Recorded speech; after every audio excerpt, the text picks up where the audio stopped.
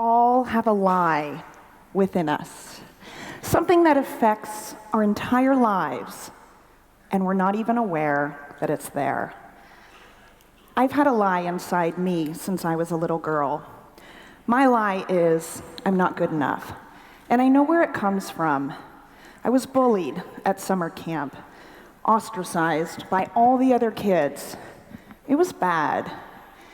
And at the end of the summer, I made a promise to myself that I would never be the reject again, because it made me think I wasn't good enough to have friends or to be liked just as me. And I made a vow that I was going to hone my social skills so finely that I would be popular for the rest of my life. And I did. But here's what that looked like. I learned and trained myself to suppress whatever I wanted to do or whatever I wanted to say. And then I would try to guess what the person I was with wanted to hear from me or what they wanted to do, and then I would act on that. I developed a lifelong pattern of being pleasing. And there's this thing called neuroplasticity. It means that the brain can actually reorganize itself and form new connections. We can actually train our minds and map a pattern onto our brains. See, what happens is that the brain is basically like a record. And as we say the same thing to ourselves and really start to believe it, the groove on that record actually deepens. So if you tell yourself something like, I'm not smart enough, over time, that groove gets really, really deep. And we start to believe that it's true. It becomes part of our personality. I burrowed into my groove of I'm not good enough. And I optimized my entire life to be liked. Now, my lie worked okay in high school and college, but it really didn't scale when I co-founded a tech startup in New York. We raised a bunch of money, we opened offices all over. I became COO of the company, so I was running operations and 7 different departments. I also became the face of the company, so every day I spoke to the press. And I also hosted events with the mayor of New York and a bunch of celebrities to promote the emerging tech scene in New York that I was really passionate about. You know, I got to meet a lot of cool people, and I got to do a lot of cool things, but I couldn't escape my lie. Deep down, I always wondered, am I good enough? Do I deserve all this?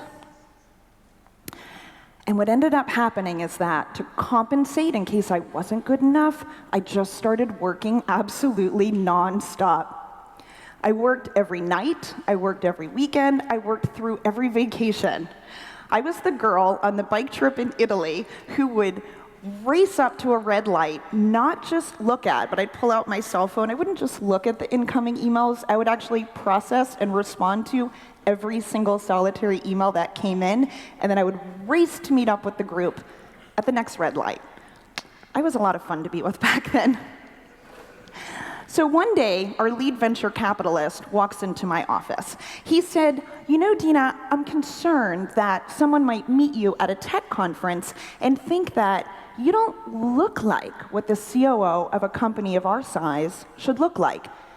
Now, I think, and everyone at the company knows, that your work is exceptional, 100% beyond reproach. We want you to continue doing your job exactly as you've always done it. Just from this point forward, we don't want you to ever use that COO title again. The thing is, I had optimized my entire life to be liked. I had trained myself to suppress whatever I wanted. I only knew how to optimize for what he wanted.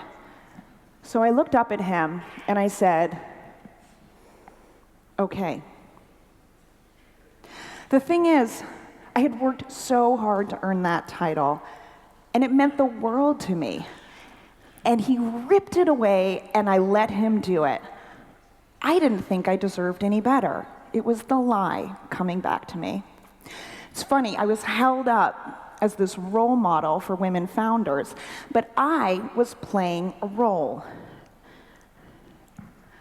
It was like I was the star of this film called Imposter Syndrome, a role I never wanted to play. And I kept just trying to do what I thought everybody wanted from me. I was completely losing myself. I was just obsessed still with being liked. I wanted to be liked by our investors. I wanted to be liked by my co-founders. I even wanted to be liked by our team. I was completely losing myself, just optimizing for everyone else with no regard for my own well-being. And it ended up manifesting into panic attacks. At the height of a panic attack, I would feel faint, like I was about to pass out. I lived in fear of fainting in the middle of a New York City intersection and then a cab rolling over my body, so I wouldn't even look good for the funeral. So I stopped walking anywhere by myself, and I stopped taking the subway too. For 2 years, I had to take a cab every single place that I went. And one day, a taxi dropped me off across the street from my office. It was just a 20-second walk to get there.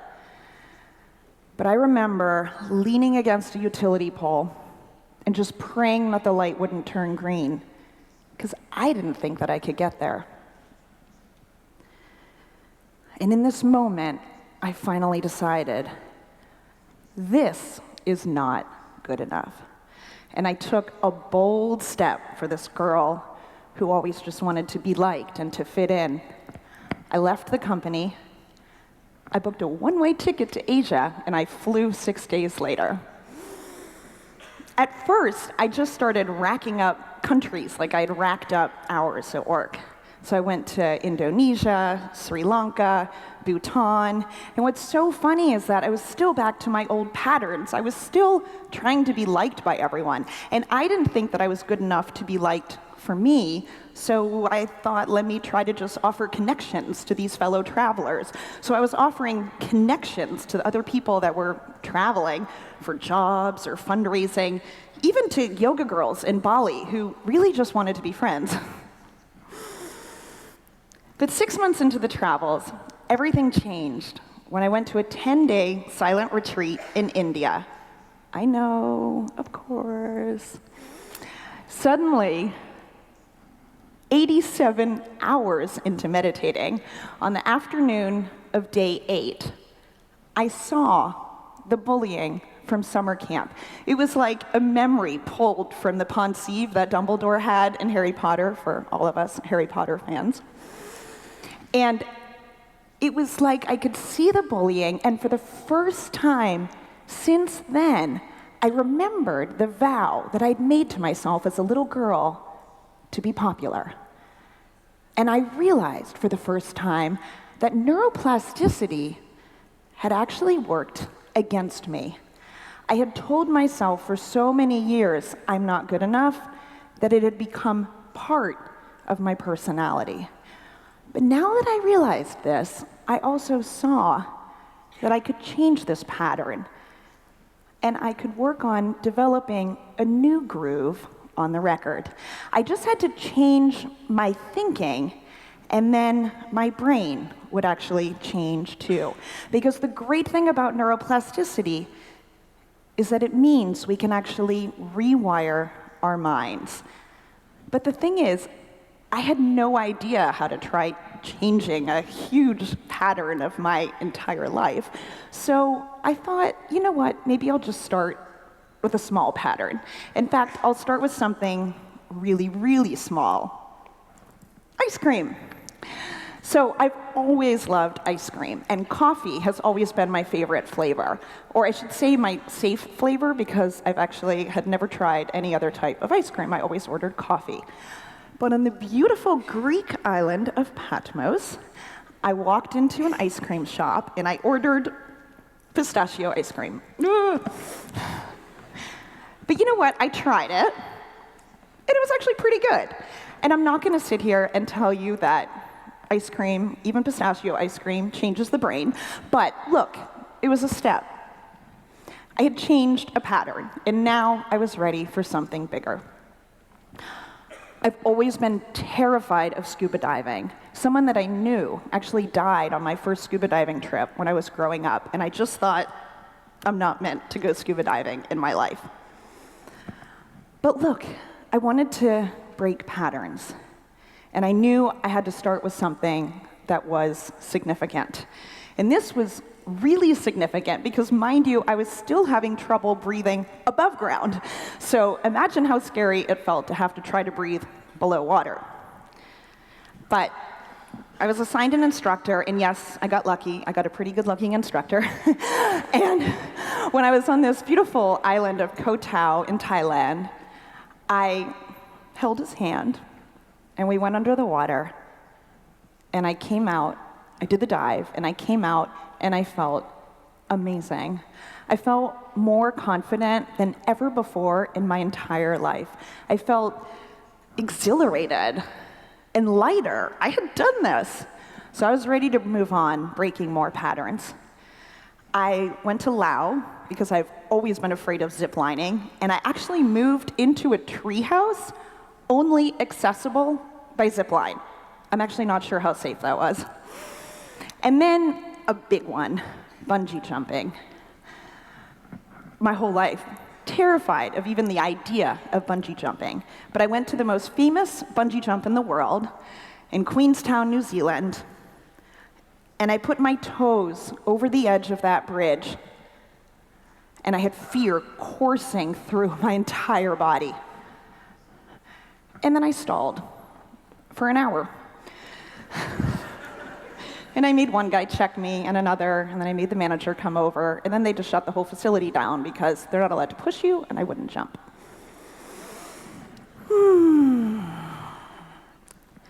I was half convinced that I would die. Really. But I actually made a decision that I didn't want to live as the old me. I wanted to climb up out of the groove that I'd been in, and I wanted to start working and building a new groove. So I leapt off, and I did a perfect swan dive in case this was the last photo of me ever taken.